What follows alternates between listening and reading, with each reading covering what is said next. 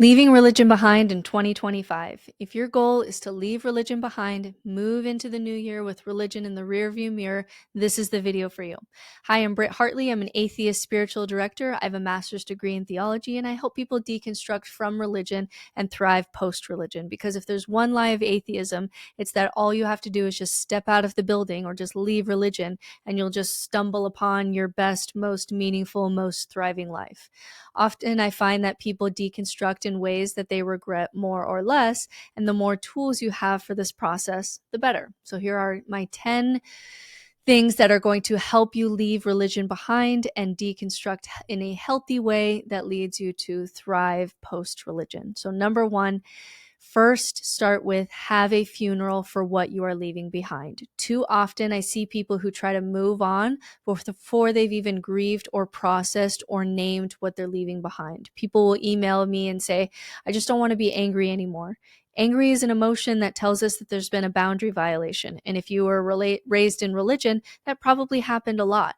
That fire of anger has to burn just like forest fires to clear out all the junk to allow for new life. It can't be skipped. It can't be sidelined as a bad emotion. And so what I really see people doing that is healthy is saying, I'm just allowing myself to be angry right now. And I'm doing things to help me verbalize and process and write about and get into my body and allow myself to feel this anger. And that's just where I'm at right now. And underneath the anger, we often find grief. Too many of my clients are trying to move on to rebuilding their life without having a funeral for what they lost. And this would be like having a child die and reading every book about grief, but skipping the funeral and the tears. It's like eventually we can move into the books about how to rebuild your life around grief, but you can't skip the funeral. And so a lot of what I do as a spiritual director is to help people process their anger and give voice to it and claim it, and also attend their funerals for what they lost. The death of God deserves a funeral, because with that death comes a lot of the things that we have to grieve. We grieve the life that we didn't get to live, especially as women, if you were raised in a patriarchal religion. We grieve eternal justice. We grieve that maybe things aren't okay in the end. We grieve the people that we've lost and we've never fully mourned before. We grieve truth because maybe we're not even interacting with truth at all. We grieve family and community and identity. And the people who I see who are doing really healthy deconstruction don't rush the chapter of anger and grief. It's a necessary chapter, and it demands its own time and timetable. Number two, rebuild core values. This is one that took me a long time to understand. I used to think this was my theory, and I was wrong. I used to think that people's core values changed when they had a faith deconstruction, because it seemed like everybody shifted from conservative values to liberal values. And so my old hypothesis was that, okay, they have a faith deconstruction, so things like loyalty, purity, and authority, which are core values for the political right, are now all of a sudden icky because you're deconstructing from your loyalty to your religion and purity culture and authority, because religious authority told you to trust them before you trust, yourself. And so my theory was that these core values become problematic with a religious deconstruction, and so your core values must shift. But I was wrong. What we find is that what religion does is it masks what your true core values are. And so the people who do deconstruct already naturally have core values of things like truth-seeking, authenticity, honesty, compassion, justice, things like that. And it's been masked or repressed by whatever was more valuable to the religious community. So it's a chicken egg kind of thing. I thought it was the chicken. I thought values were changing after deconstruction, but it's the egg. You having those core values is the reason that you're listening to this video in the first place. It's the reason you deconstructed in the first place. If loyalty was a high core value, you wouldn't listen to a heretic like me in the first place. And so the people who even consider information that is threatening to the religion are people who already have core values that allow them to do that in the first place. So what that means is that you may not know, or it still may be a little fuzzy, what your core values actually are, because religion tried to get you to value its core values, which usually is like loyalty to the institution and things like that. And so it depends on the religion. It also depends on your gender. For example, in Mormonism, if you're a Mormon woman, the religion wants you most to value quiet, compassionate service. It really benefits from women who do all the invisible labor with a smile. For the men, they value company men, loyalty first kind of men, which is why at the top of leadership in Mormonism, all of those men have a very high core value of being loyal to the institution, which allows them to do things like lie for the Lord or put the image of the church first and foremost above, sexual abuse victims. So something we have to extricate in this process is our actual core values, because we're going to need those in order to build an authentic life that is worth living on the other side, built on those core values. And so lots of ways that you can do this. One is to just sift through a list of core values. I really like Enneagram work that can help with this, dating yourself, seeing what resonates, also seeing what bothers you. Like if justice is a high moral value for you, then injustice really bothers you. Truth seeking is a high core value for me, which is why chosen ignorance bothers me. So you have to dig into what actually are your core values and what did the religion want your core values to be, because those are going to be different. Number 3, name and deconstruct the fears that are holding you back. Religion keeps fears at bay. That is one of the main reasons why it exists at all. We invented religion around the time that we got smart enough to realize that we were going to die. And those fears are going to show up when you start deconstructing. Not only the existential fears, fear of death, meaninglessness, isolation, and fear of freedom, but also whatever fears were implemented in the religion. So this could be fear of hell, or fear that you're going to be lost on wayward paths and turn to drugs. My partner was afraid that deconstruction for me would mean boom, boom, boom, divorce, heroin addict. And for me, I had a deep fear that was really holding me back when I was in the midst of deconstruction. And for a long time, I couldn't name it. I could just tell that I wasn't moving forward. And then I had this experience, and this is an unusual experience for me because I'm not super into my body. I'm much more of a headspace person. But I was on this walking meditation, and I had this deep male voice in my gut. It was like a body memory that if I take one more step in my deconstruction, I was going to lose my family for eternity, because that's the fear that they instill in you in Mormonism from the time you're a small child. And I had to name it and feel it and literally say, you're wrong. I'm moving forward, and a God worth worshiping wouldn't take my family just because I have some questions about polygamy. We have to name the fears that are showing up just in general, like fear of death, but also specific fears. And all religions have them, and some of them scared you more than others. And those are things that help to keep people in the fold. We have to name and work with those fears directly. I have videos on some of these fears, like fear of hell, but not all of them yet, because there's lots of fears, and your combination of fears that keep you in religion were unique to you and also unique to your religion.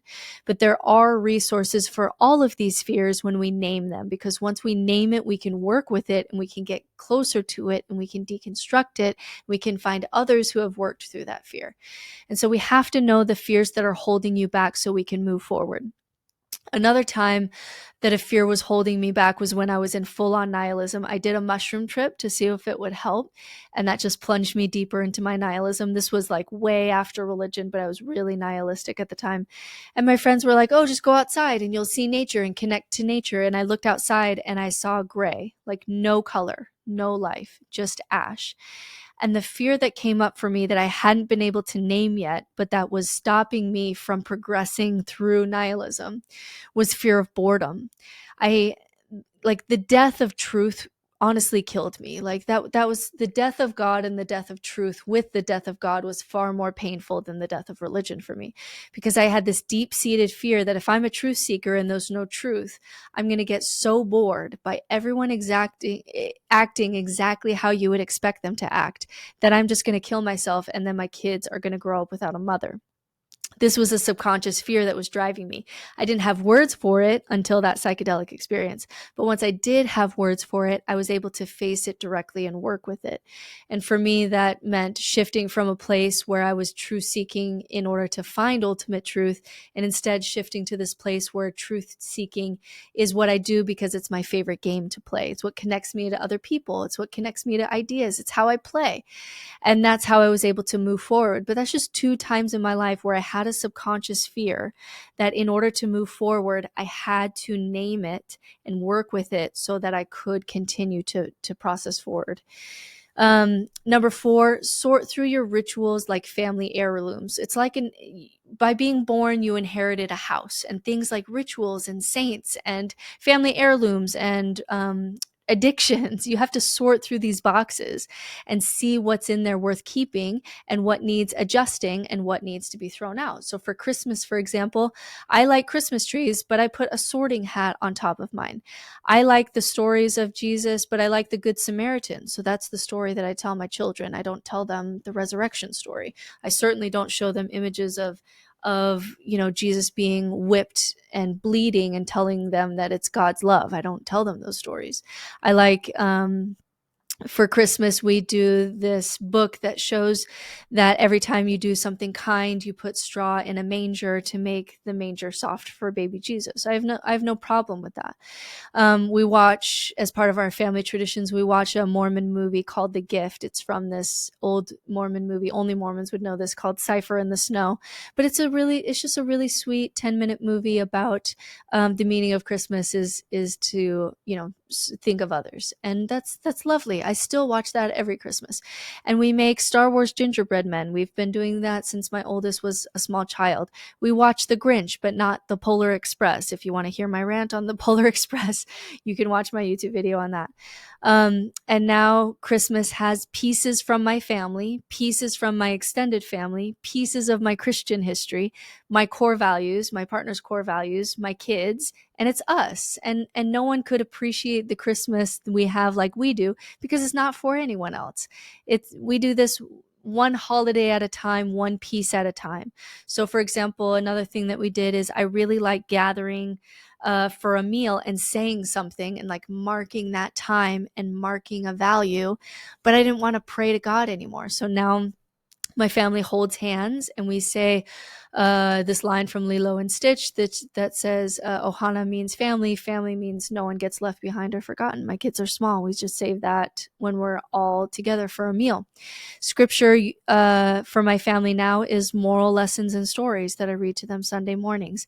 Easter, we do a lot about springtime. Christmas, we have our own family traditions. Halloween, we do this Day of the Dead, the day after Halloween, and I put out pictures of people in my family who have been lost, and my kids ask questions about them. And so now we have this family culture that fits aspect of my community. Like there are some Christian elements, but also with my own core values. And you can't recreate that in a day, but maybe just take out one box to go through, one holiday, one ritual, and adjust it and make it fit who you are now. And I feel like that's going to be something that you can continually do. But if you're going into 2025 wanting to leave things behind, maybe pick a holiday or a ritual or something that you used to do in religion and see how you can actually recreate that in a way that fits your beliefs and your family and your community now. And that tends to be a really healthy process. Number 5, unculture brain. Learn about how the religious brain works. Leaving a cult is when you are most at risk for joining another cult because your brain wiring is still culty and it's looking for something new to just plug into that system. Now, I am not shaming the fact that we often have to deconstruct by degrees. Few people go from like hardcore apologist to hardcore atheist like that. Like our brains can only change their worldview like 1% at a time. It's okay to find landing platforms along the way of your deconstruction. What I'm more talking about is clinging to new beliefs as your new religion.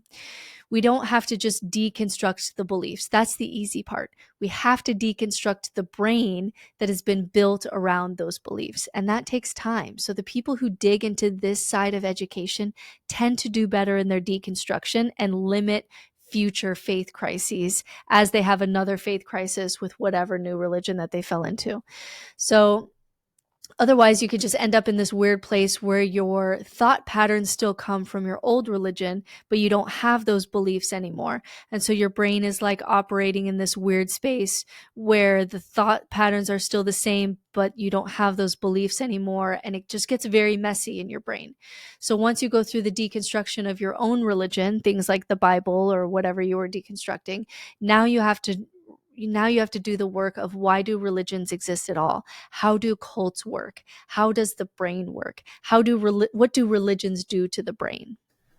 What are the thought patterns you still operate under that were caused by religion, and what's a new thought that you can think on purpose? I really recommend exploring the bite model for this part so that you deconstruct not just the religion, but also your brain that was built on the religion, and so that you can recognize those signs in the future so you don't get sucked into the next thing that acts like a religion in your brain. I've seen people do this with wellness culture. I've seen Christians who used to repent use detox as a way to like reset, because that's what their brain is used to doing. I've seen Mormons who go from prophet worship in the religion to just finding some new prophet or guru. We tend to do similar things if we haven't deconstructed why we're doing what we're doing. So the BITE model, developed by Stephen Hassan, is this framework that helps us to understand how high control groups manipulate individuals and what to look out for and how to deconstruct it. So it looks at 4 areas of control: behavior, regulating actions through rules and schedules and punishments; information, controlling access to information; thought, indoctrinating members to adopt the group's ideology and suppress critical thinking; and then emotions, how is it manipulating your feelings through guilt or shame or fear to maintain compliance. And so this model is helpful for those deconstructing by unculting the brain, because it provides a structured way to identify and critically evaluate the ways that your religion has built your brain. And so by recognizing these tactics and seeing how it affects your brain, you can start to begin to reclaim your autonomy.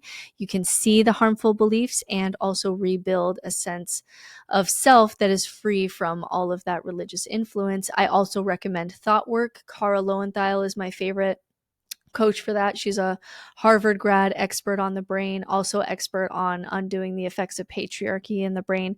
But you don't need to just deconstruct the beliefs. You need to deconstruct what brains are and what they're doing and how religion structured your brain and how to rebuild your own brain.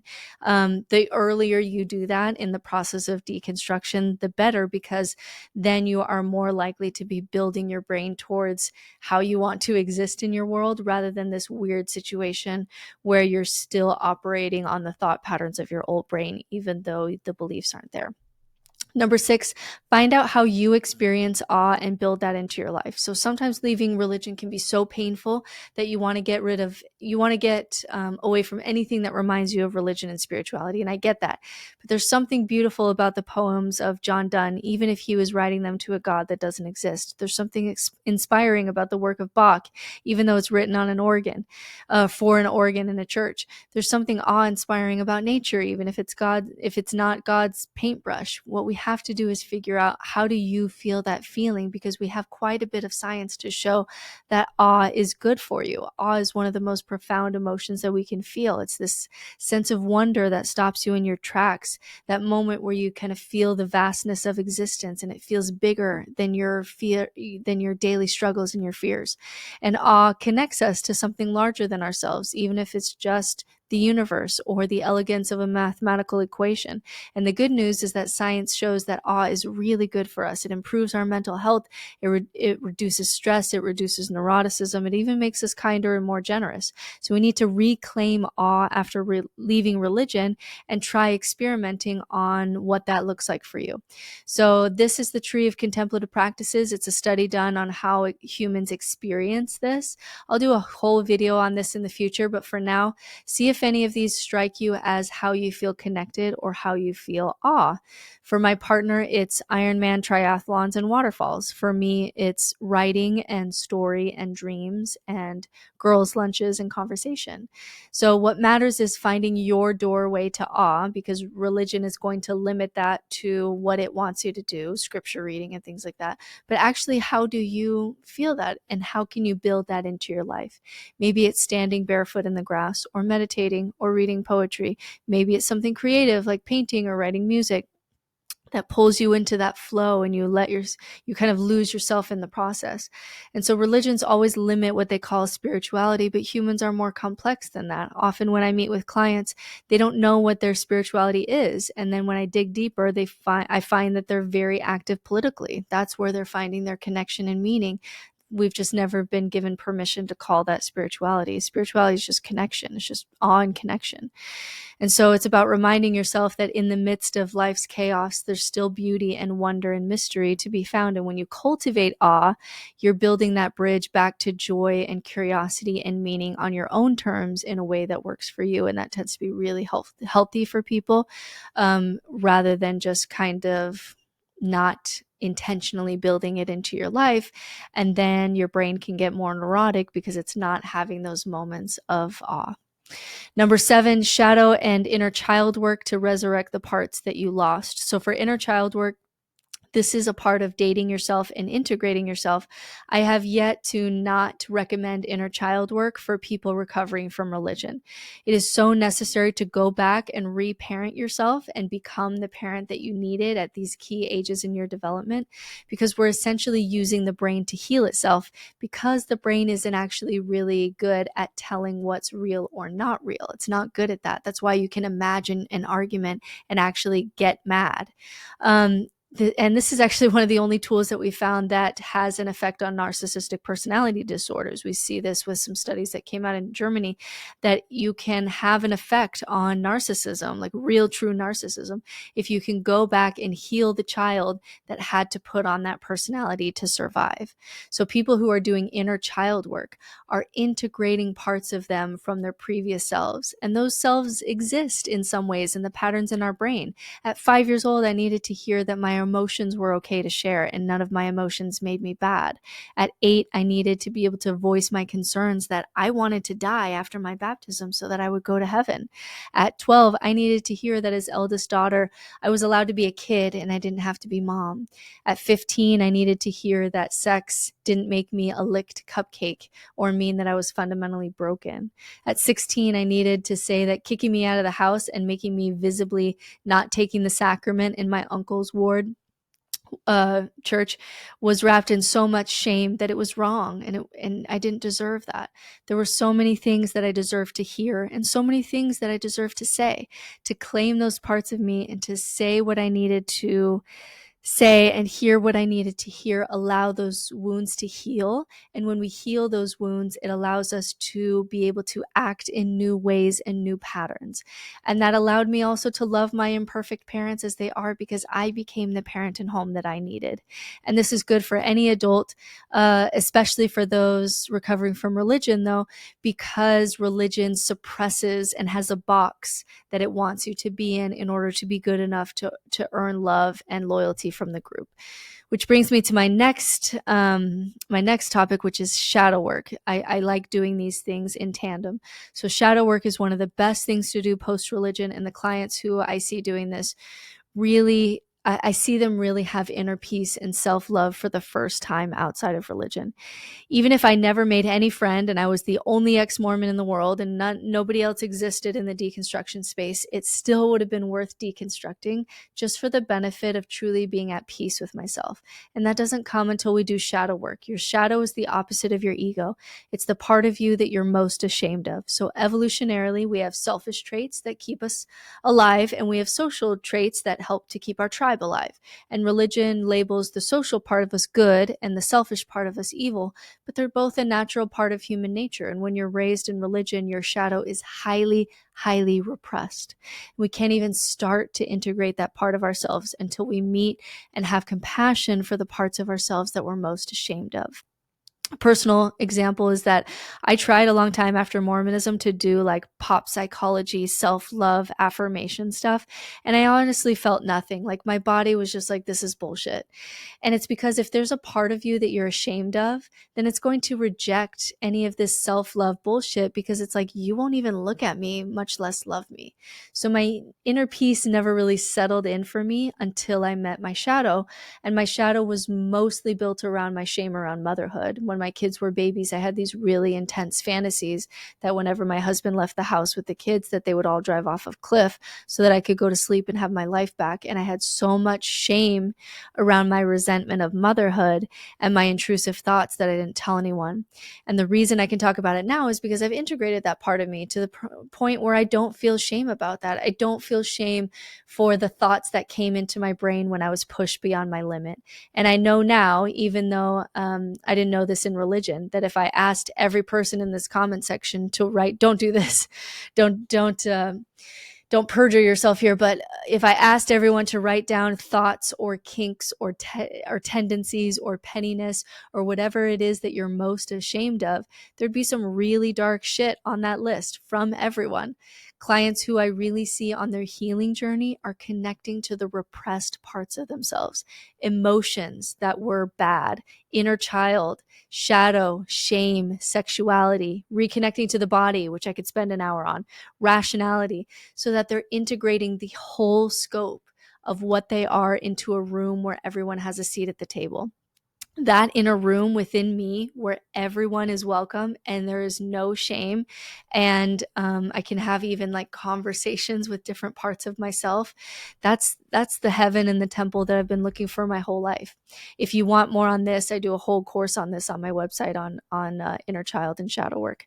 Number 8, make peace with uncertainty. The people who do this sooner rather than later tend to do better. I did this later rather than sooner, and I suffered more because of it. We're raised in religion with this idea that here's the story and here's the truth. And because this is the truth, here's the way to pattern your life accordingly. Here's the path. Here's how to raise your kids. Here's morality. Here's what to value in life. Here's meaning. Here's how to live life with few regrets. And so many people upon leaving religion leave the beliefs behind, but the old thought pattern is still there of, I just need to find out what's true so that I can pattern my life accordingly. And people message me all the time like, hey, you seem to have done a lot of research. Can you please tell me what you think about near-death experiences and what happens after we die?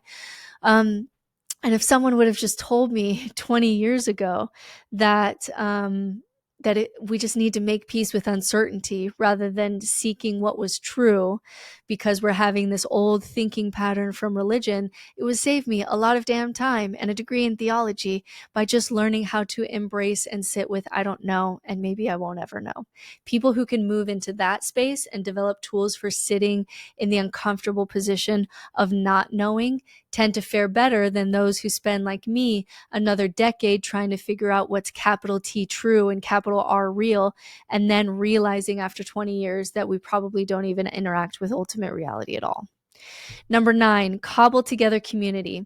Don't stop paying tithing or investing in the community. Just reinvest that money somewhere else. When I first deconstructed from religion, it's like, yay, I have more money. And I also have this second Saturday because I don't have to be at church. This is great. But after a while, I realized that there were things that I needed, and especially for children, there's things that they needed. Otherwise, we take out all of the sense of the sacred and just fill it with video games. Or we lose community entirely so that when something terrible happens, you have no support system. So my advice is reinvest all the time and money that you are putting into your church into building community. So what that means is, for me, is Girl Scouts after school, spending time selling cookies, even though it's so dumb, so that my daughters learn moral values from someone other than me. It means paying for karate lessons so that my oldest could have this black belt ritual, which was his rite of passage, more or less, into adulthood. And then I have my own group of friends that I'm investing in and taking time away with to build relationships with them. And I'm more active at my kids' school. I sign up to be teacher mom when I can. And I tell you this, if my daughter, who fell out of a window and had a traumatic brain injury, if that would have happened right after I left my church, I might have gone crawling back to my old church, not because it's true, but because it was my only support system, it was my only friends. But because that happened a few years after I left church, I had dinners delivered. I had people watching my kids. because we were in the ICU for 6 weeks and she almost died. So don't underestimate the effort it takes to cobble together your own community after religion. There is no community that you can just, there's no atheist church that you can just walk into that gives you all the benefits of religion but none of the downsides. It doesn't exist. And community is easier when it's served on a platter because shared myths bring community together. It's harder when it's created only by your own efforts. And if you're introverted like me, and you're like, to hell with humanity, you have to realize that we're far too connected for us to be an island. And someday you're going to do better if you had help. So don't underestimate the effort that it takes to build community outside of religion. Number 10, exploring human development. Steps into the unknown are really scary. It can feel like you're doing it wrong. It can get very busy in your head. Doing some kind of human development model dive, I've seen clients just be able to walk their path of growth more confidently because you can see that it is growth, even though everyone in your life is, can't see that. And so whether that's the Enneagram or spiral dynamics or the 9 levels of intelligence or Fowler's levels of faith, or if you're diving into story and myth, like the hero's journey and the heroine's journey, whatever it is, and I recommend all of them, honestly, whatever it is, I see that clients who are diving into one or another of these tools not only develop more confidence in walking forward into the unknown, and also into places where they didn't get any modeling, but they also grow in compassion for the strengths and weaknesses of other stages so that they can appreciate their family relationships better because they can understand where people are in their own journeys. So we can also recognize that maybe there were stages even that we benefited from the order and structure that comes from high demand religions in certain stages of our life. So those are my top 10 tips for leaving religion behind in 2025, and stay tuned and subscribe here for more no-nonsense spirituality, where I help with tools for the good life, no nonsense required.